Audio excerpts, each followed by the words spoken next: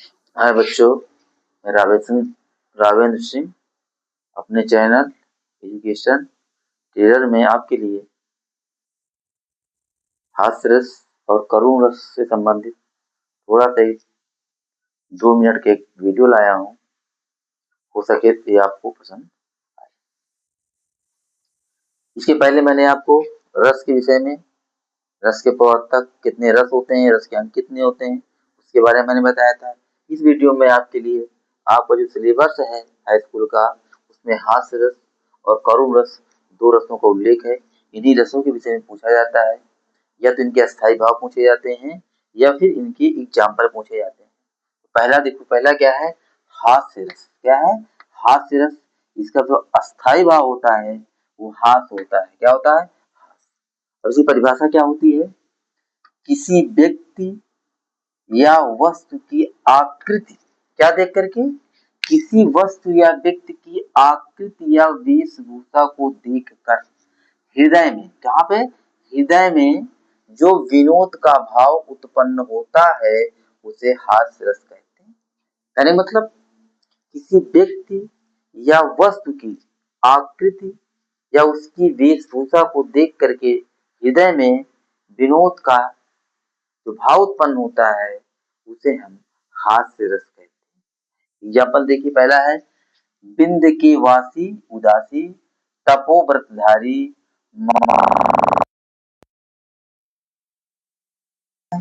Example आ जाएगा, पूछेगा example में कौन सा रस है। याद रखना है बिंद के वासी उदासी। क्या याद रखना है? बिंद के वासी उदासी तपोव्रतधारी। दूसरा क्या है? नाहन नाना वाहन नाना वेशा। यानी क्या है? नाना वाहन नाना वेशा बिहसे शिव समाज निज। अर्थात जब शंकर भगवान की जब बारात आती है उसको देख करके लोग क्या है? हंसते हैं। क्या? नाना वाहन नाना वेशा बिहसे शिव समाज निज। अगला क्या है? तीसरा उदाहरण देखिए, हाथी जैसी देह है। कैसी है? हाथी जैसी देह है, शरीर है, और गैंडे जैसी कान।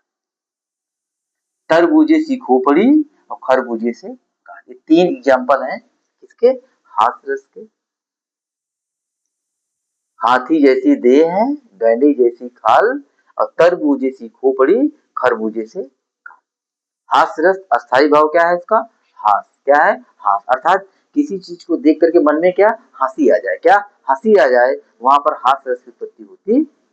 किसी की आकृति देख करके, किसी की वेशभूषा को देख करके, या किसी की बातों को सुन करके हंसी आ जाती है। दूसरा आपका क्या है? करुण रस। क्या है? करुण।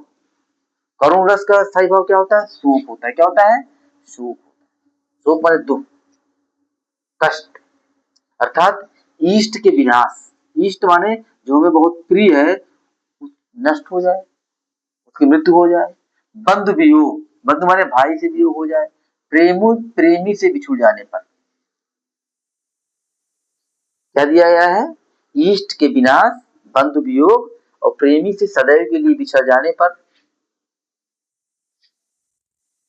शोक अस्थायी भाव के रूप में करुण रस की उत्पत्ति होती है। किसके? शोक अस्थायी भाव के रूप में करुण रस की उत्पत्ति होती है। अर्थात जब किसी की मृत्यु हो जाती है, किसी का निधन हो जाता है, तो हमारे अंदर एक दुख का भाव होता है, उसे हम क्या कहते हैं? करुण रस। क्या कहते हैं? करुण रस कहते। उदाहरण देखिए, अभी तो मुकुट बंधा था। क्या है? अभी तो मुकुट बंधा था, हुए हुए कल ही हल्दी के हाथ। ये अभिमन्यु की जब मृत्यु हो जाती है उस समय का उदाहरण है। अभी तो मुकुट बंधा था।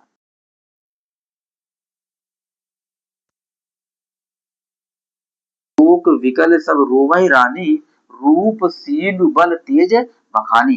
रानियां क्या है? दशरथ की मृत्यु हो जाने पर रोती भी है, उनके रूप का, शील का, बल का, तेज का बखान भी करती है। जयशंकर प्रसाद की पंक्ति है, जो घनीभूत पीड़ा थी। क्या थी?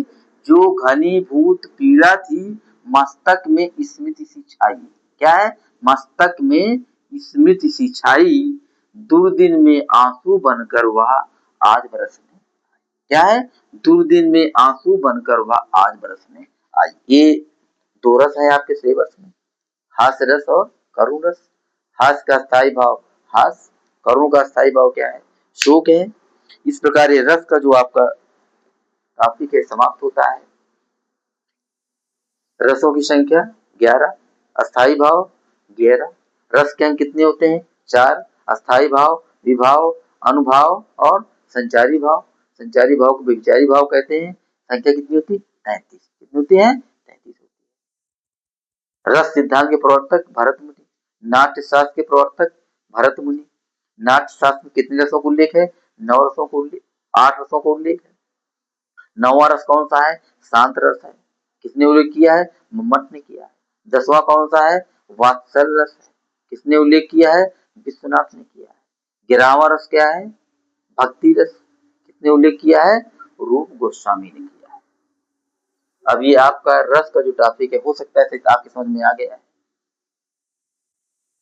इसी के साथ अब मैं अगले वीडियो के इंतजार